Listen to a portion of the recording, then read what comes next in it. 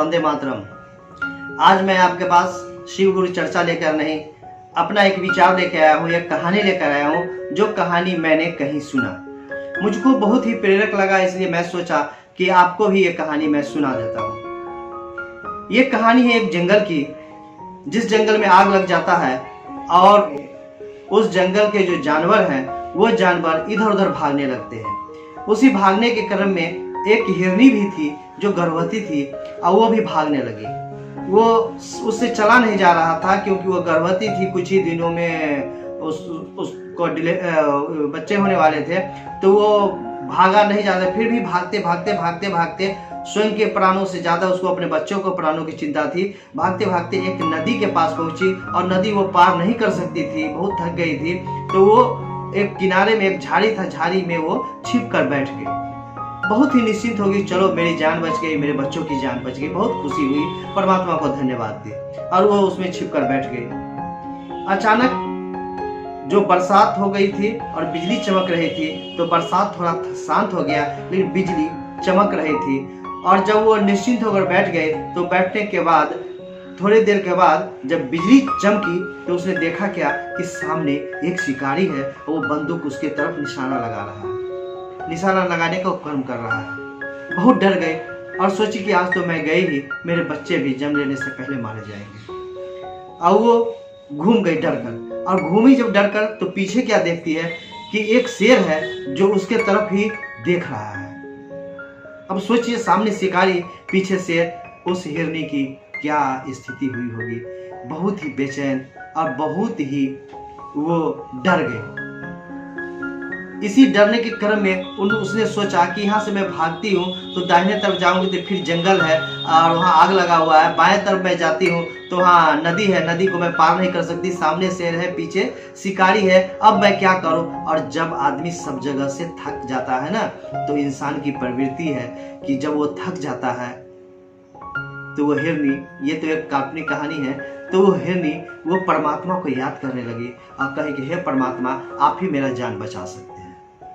Surrender भाव से चली गई, बिल्कुल ही थक गई, हार गए और हारे हुए मन से उस हरि का नाम लेने लगी, उस परमात्मा का नाम लेने लगी वो हिरनी। और हम सभी जानते हैं कि जब हम सभी दया मांगते हैं उस महादेव से, उस परमात्मा से, तो उनकी दया जोर होती है, बशर्ते हमारी वो पात्रता होनी चाहिए।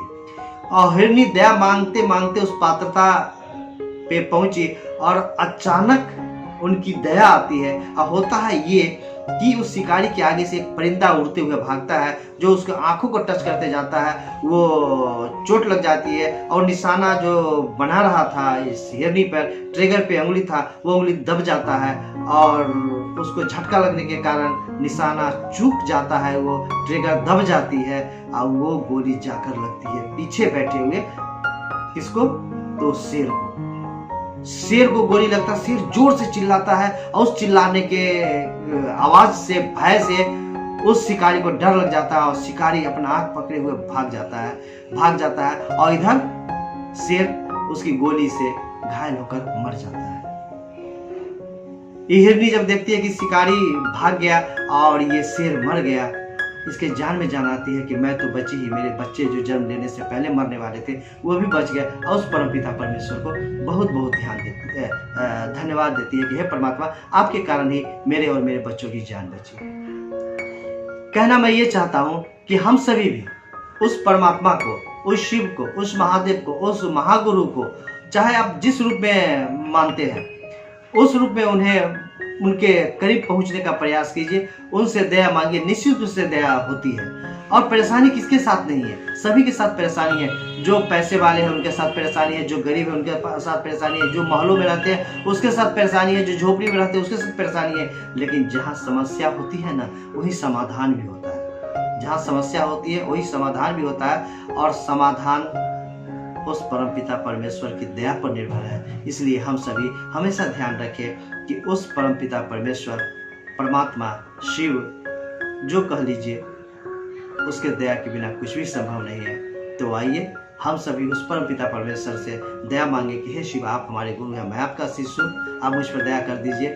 और नमन की जो प्रक्रिया हम सभी जानते हैं, नमन करें, फिलहाल चर्चा हम सभी फ़ोन के माध्यम से ही करें कि कोरोना काल है, कहीं आने जाने से इस बीमारी को बढ़ने का खतरा है। और जब कोरोना काल खत्म हो जाएगा तो हम सभी कहीं आ जाकर के भी महागुरु महादेव की बातें कर सकते हैं, यदि हमारी इच्छा हो तो बस इसी तरह हम अपनी पात्रता को बना सकते हैं, बढ़ा सकते हैं और उस परमपिता परमेश्वर शिव की दया को प्राप्त कर सकते हैं। तो आज की कहानी यही विराम होती है। फिर मैं आऊँगा दूसरी और अच्छी प्रेरक कहानी को लेकर के। अभी फिलहाल इतना ही।